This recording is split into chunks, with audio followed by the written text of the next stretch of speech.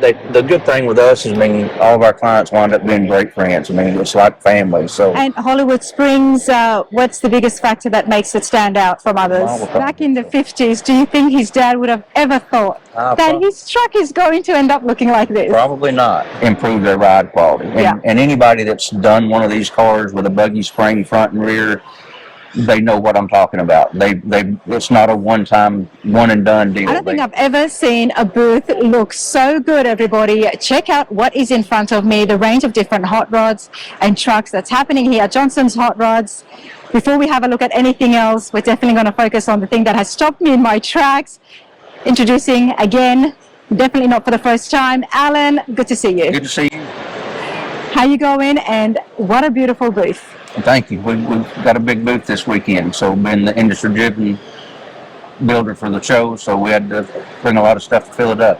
You've got a lot happening here just behind us, and then of course you've got the latest debut, which is in the Builder Showcase. Yes. So hopefully we'll have a chance to go and check that out as well. But before all that, how on earth did you bring this many cars to Louisville? Some of them drove up, some of them were in a trailer, but a lot of cars. A lot of cars, a lot of beautiful cars, but I think that what takes the show today is definitely going to be what's in front of me here. Yeah, well, I was happy to be able to bring that this year. Nobody's seen this unless they've been out at Bonneville, and typically Mr. Pilgrim's running this truck, but he's got a new streamliner that he's concentrating on this year, so we were able to get this to bring it and let everybody see it. Well, I'm so glad that you brought it, because all I've been doing is just smiling from E to E. There is a lot happening in the engine as well as in the bed as well.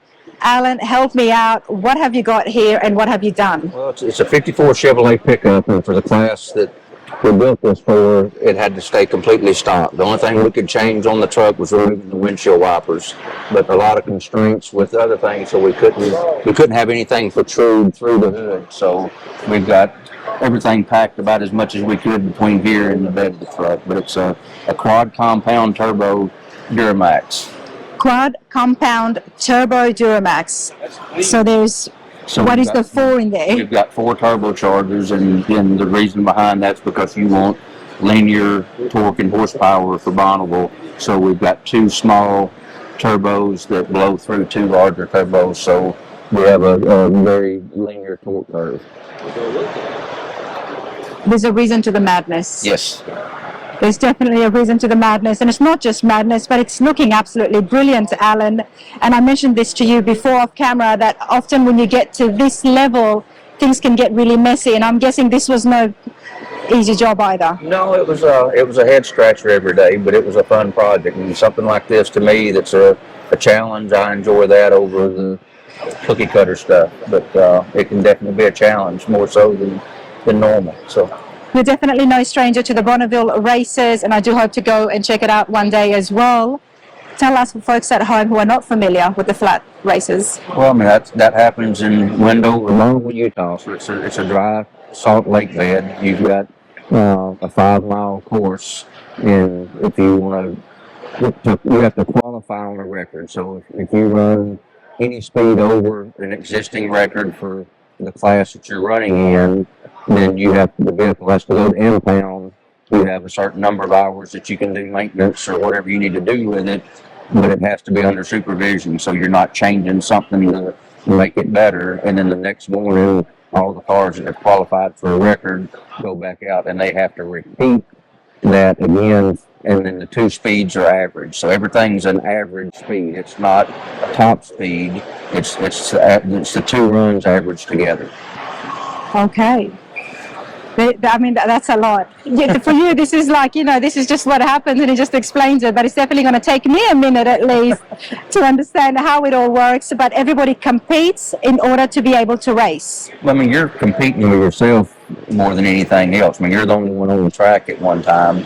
But like I said, it's an average. So like if you enter the last mile, let's say you're running 2:10 when you enter that mile, and you're running 2:25 when you exit the mile, it's your average speed over that mile. That's your mile per hour.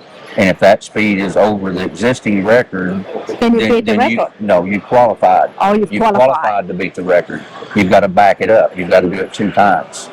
Wow. And things don't always go according to plan when it's that much pressure is involved and that much speed and horsepower. Normally not. And the biggest deal at Bonneville is traction. You're on a surface that's equivalent to like a gravel road or snow, so you don't have any traction.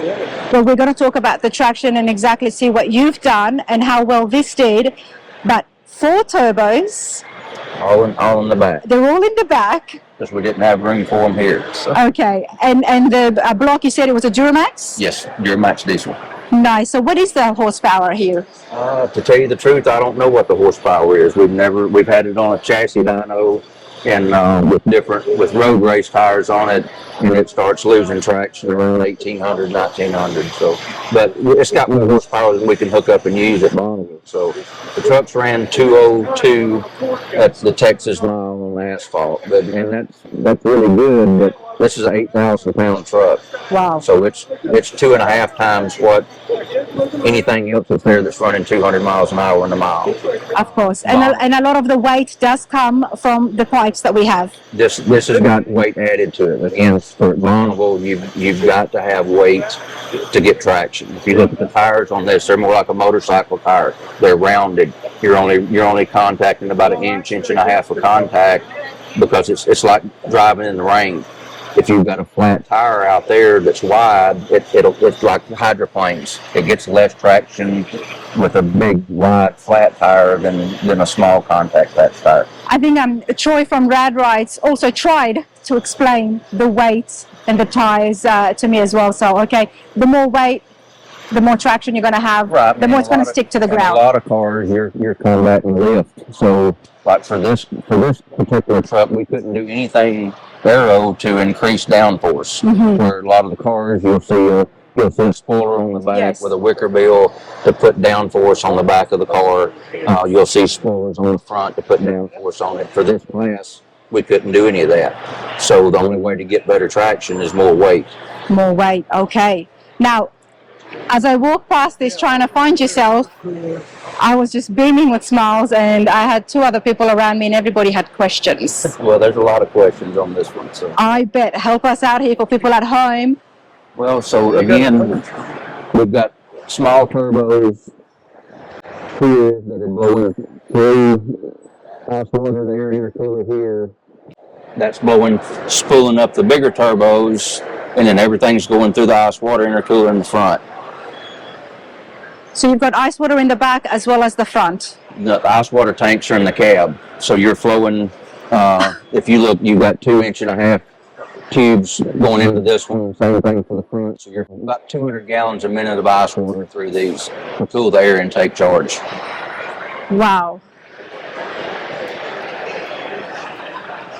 Do you know how upset I am right now that we are in an indoor show?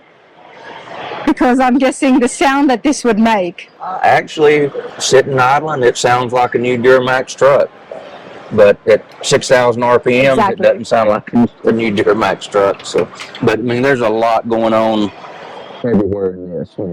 Inside the truck, we've got all the controls for the air-shifted Liberty 7-speed.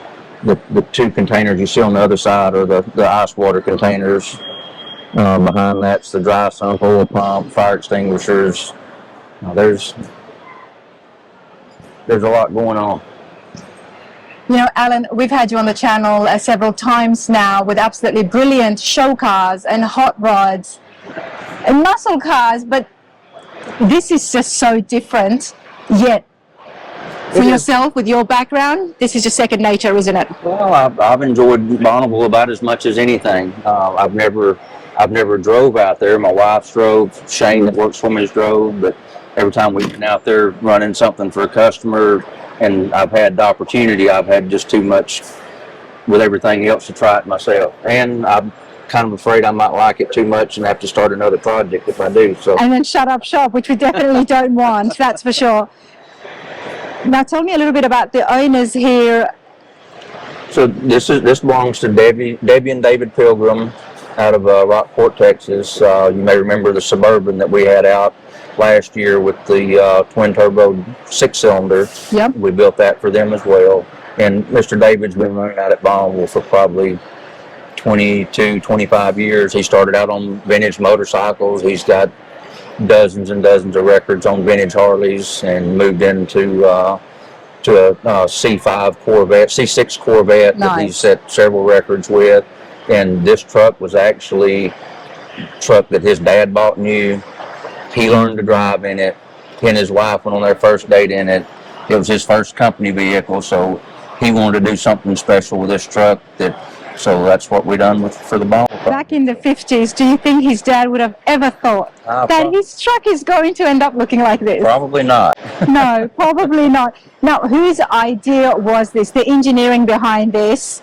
Pretty to do much, it? Was it all yourself, or? No, I mean, a big majority of the engineering was on me, but I had a lot of different people that specialized. So we worked with a company in Columbus, Ohio called Total Sim to do all the CFD work on the car, on the truck, which is basically doing aerodynamic studies on the computer where you can see everything on it, and that way working with them, we're able to build a safer vehicle. I mean, and just, you know, even though we couldn't change anything on the body of this truck to make it more aerodynamic, I mean, as crazy as it sounds, I mean, just changing the ride height on something a little bit up or down can make a huge difference in what the downforce or the drag on the vehicle is. I mean, you can go from creating lift on the front, which is picking the vehicle up, to creating downforce or being neutral, just by making a ride height change. Wow. And the only way to know that's either do all the studies on the computer or go to a wind tunnel or test it at Bonneville and hope you don't crash. And hope you don't crash.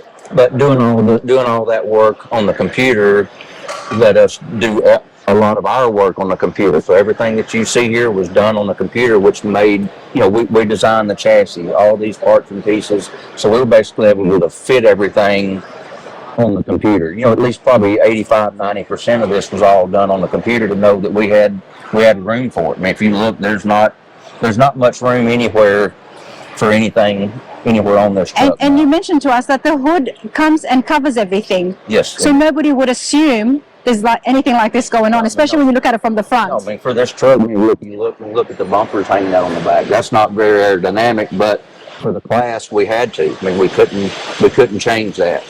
And the diesel engine, you were able to just computerize it and let it have all this modern technology? All of that, I mean, all that's out of my wheelhouse. So Keith and Jeff Dorton at Automotive Specialist Racing Engines built the engine, which they do all of our engines. And S&S Diesel in Indiana, they designed the fuel system. They worked with us on how we needed to pump everything. They did all the electronics. They've done all the tuning. So, I mean, everything that's out of our wheelhouse, we go to whoever's the best to take care of those things. So, love it. Folks at home, there is a detailed shop tour with Alan at Johnson's Hot Rods in Alabama. So be sure to check it out.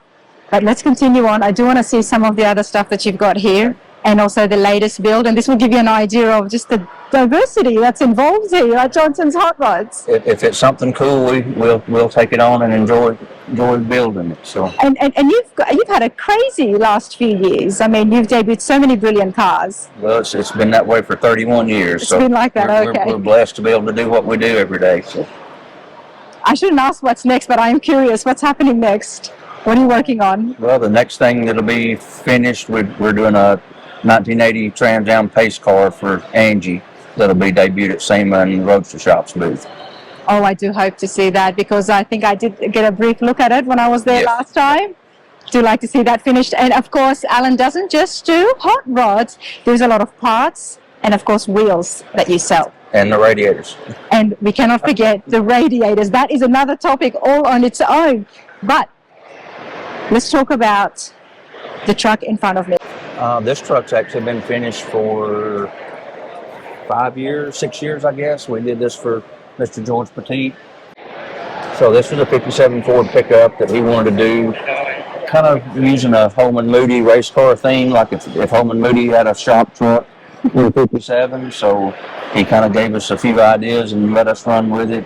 Roadster Shop chassis, LS3 that we disguised to look like an old FE engine with the Holman Moody valve covers and air cleaner, Holley Terminator throttle body and fuel injection system. A lot of work on the bed on this truck. This was the first year Ford did a fleet side and the bed just stopped way short of the cab, so that's been lengthened several inches. These trucks still use the same tailgate as the step side, so you had a big panel here with just a round tail light in the center, and to me it just didn't look proportionate.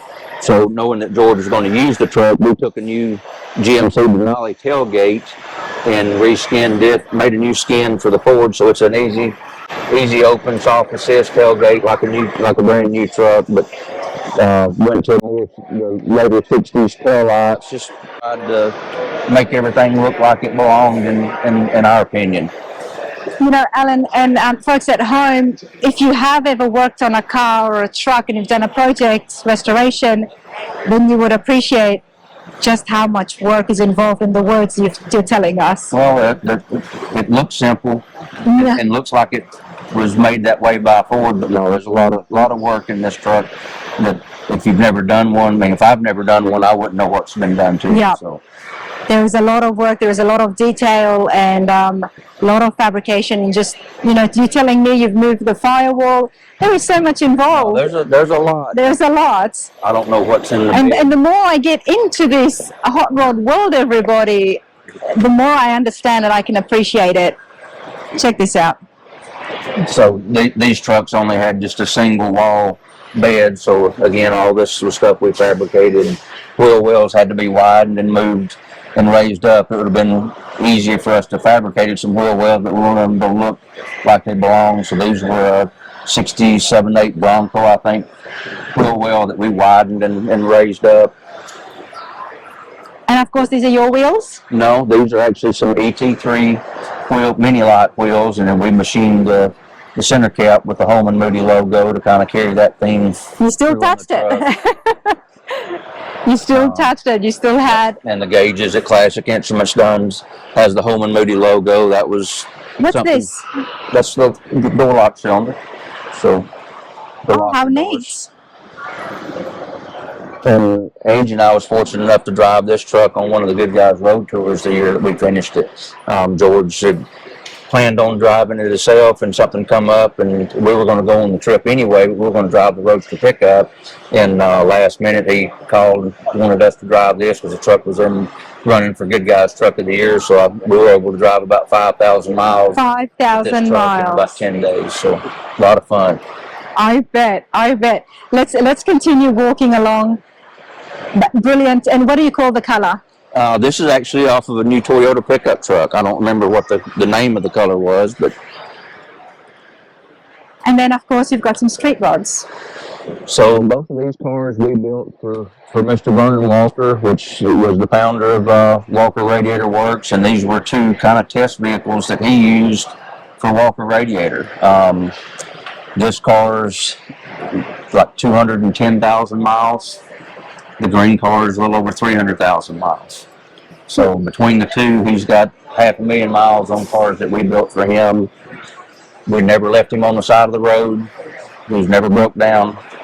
But he basically used these cars as a test bed for testing the radiators and trying to improve them and make them better and get the best product that he could have to sell to everybody that wanted a radiator that they could buy one that cooled and done the job and never have to worry about it. And that's how involved he was in testing it and making sure that the customers were getting a good quality product. These cars, we've got probably a half a dozen temperature sensors in different places on these. He would take these cars and go spend 3 or 4 days in Death Valley, which is the hottest place in the country, and he would actually cover the grill up and see just how much he could cheat. How much could he cover up the radiator and it still do its job? Wow. And just basically torture test the cars doing that. But he would drive these cars, multiple times through the year, 1,300 miles a day in, day out, driving to these events. And up to that, I've never had a customer before that or since that would drive a car that much. But that really helped. When we built this car, for us, a customer that would go on a long trip, it'd be a 500-mile trip, and stay there for a day or two and drive back home for an event. I never had a customer that would put 30,000 miles in a month on a car, day after But he day. did. Yes. But he did. Now, a little bit of background, everybody. Walker Radiators was very well known name and for very good reason. And that has continued with Johnson's Radiator Works. And we're very happy to be able to continue that legacy. But you knew the product so well. It's not just some company that you bought. You knew that's what Walker gave as me well. that's what gave me the confidence with the company. But that's the only radiator I've ever used. I mean, every car I've built in the past 32 years, that's what it had in it. I've never had a leak. I've never had a cooling issue. I've never had to replace one. So it's bulletproof. So that made it easy for us to take that company on and go through the trouble of moving it. And now we're offering stuff. Now we're all the way up to a 2009 Chevy and GMC pickup truck. So it is what everybody talks about now. That's what I'm using in my truck as well. And a lot of the major hot rods and the winning cars and the ones with the high horsepower, it's always Johnson's Radiator Works. And it's just something you don't have to worry about. So. Yeah. Well, you said it's coming all the way up to even the later models. We're up to the 09 Chevy and GMC trucks now. So. Wow. And what is the earliest? 1917. 1917.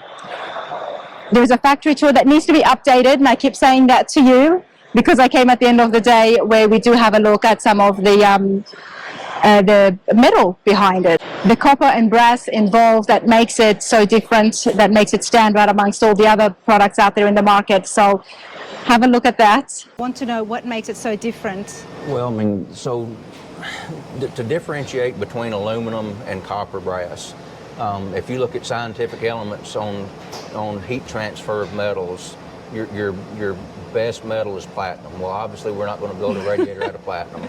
Your next best is silver. Okay. We're not going to build a radiator out of silver. Your next best is copper. Okay. So it's the most efficient heat transfer product available.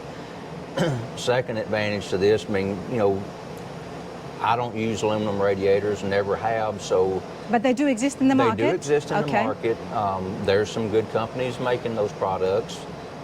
From my experience as a builder for 30 years, not a manufacturer of radiators, this product has worked for us. We've never had a leak. We've never had a cooling issue.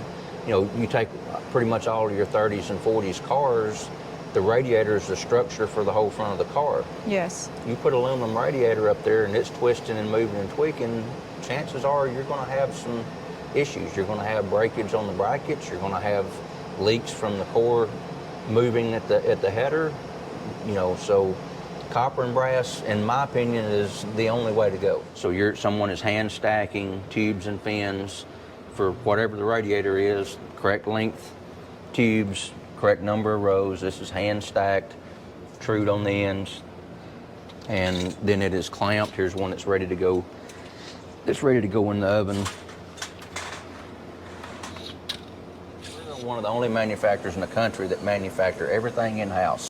We're not dependent on another manufacturer to provide us good parts. So this is actually forming the tube that your water goes through.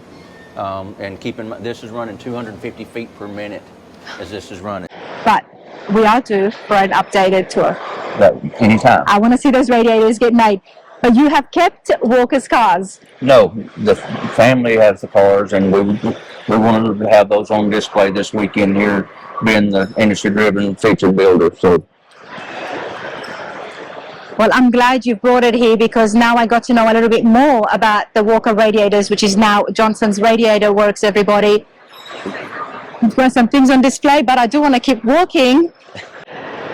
This is one of my favorites. Well, this is very special. Well, this is kind of, for us and our parts product line, kind of the same goes here. This is what I call our test mule. So this has got every part that we make for that 28 to 34 Fords on it. And if we come up with a new product, it goes on this truck and gets proven before we'll sell it to somebody else. Now, this isn't just the major factor inside the shop, but it has inspired somebody recently. It has. We've got a new vehicle we just unveiled this weekend for Miss Ella Selbert.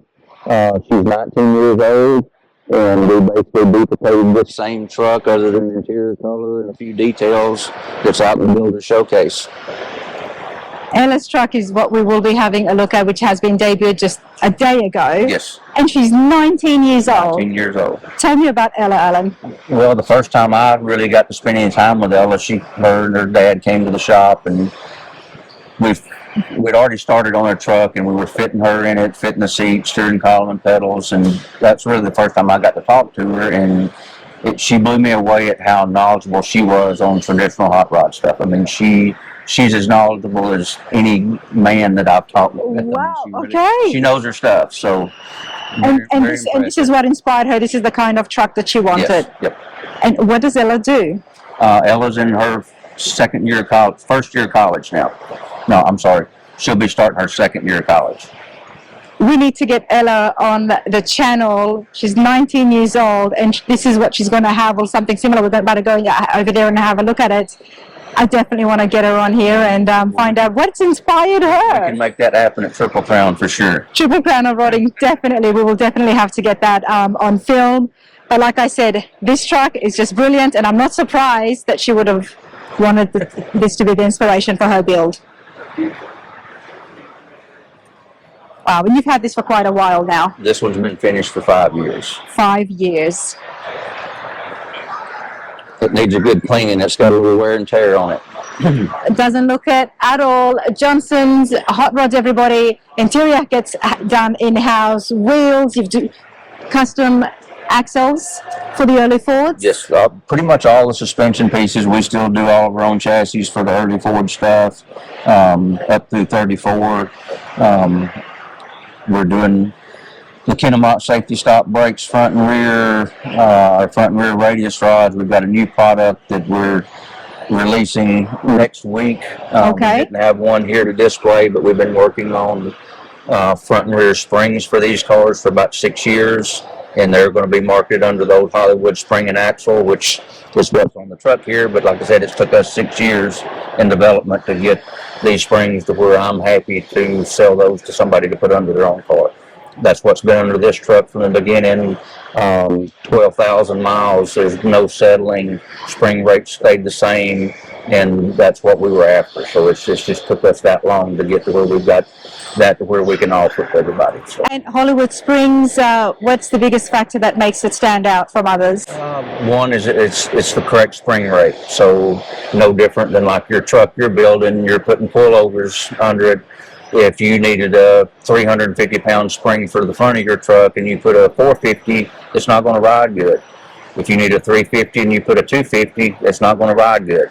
So having the proper spring rate under any car, no matter if it's a leaf spring or a coil spring, having the correct spring rate is the starting point to having good ride quality.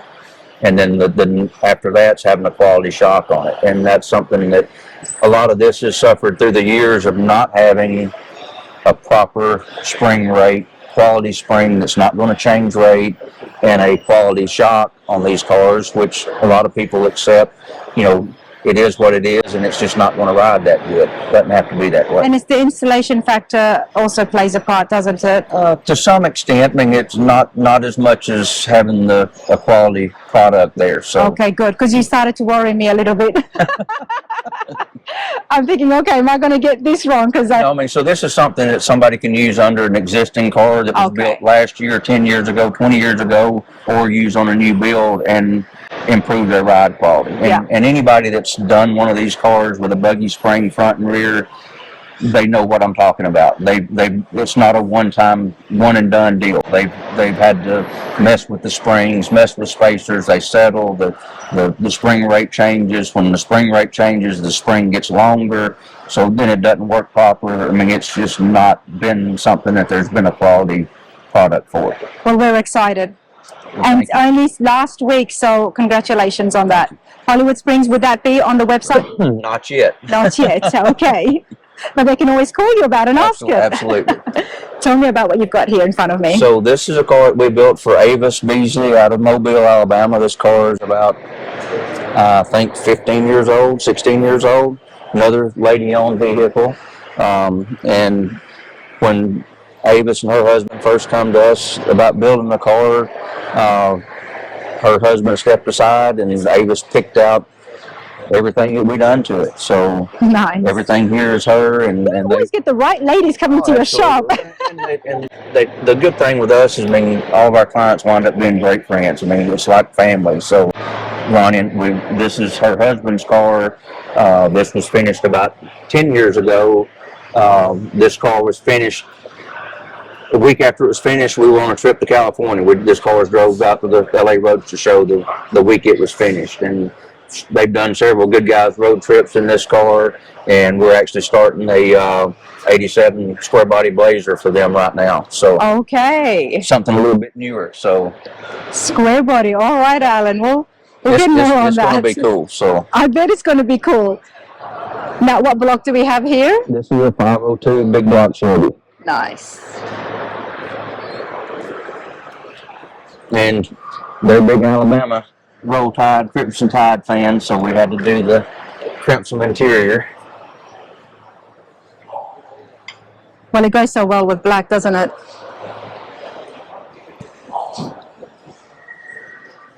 This is brilliant. It smells so nice. Do they drive these? Okay. Now, speaking of ladies, we also have got Mackenzie's hot rod. Mackenzie's pink roadster down here. Just any roadster. This is a very award-winning roadster. It won several major awards in 24, and I think it's continuing. Well, they've actually been driving the car and using it some since everything last year. They had the car out at the Rock in Oklahoma.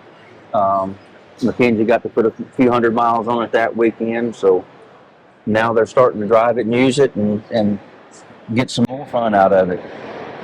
And that's what you want, isn't it? Well, it's a whole lot more fun to drive them and use them than it is to carry them around in a trailer. So, well, I believe that, sir, because I don't think you would have been able to fit everything as big as your rig is. No, we were able to get a few in there, but we had to bring a couple other trucks and trailers, and Mr. Walker's 2 cars were drove up here this weekend. And they were actually driven. Yep.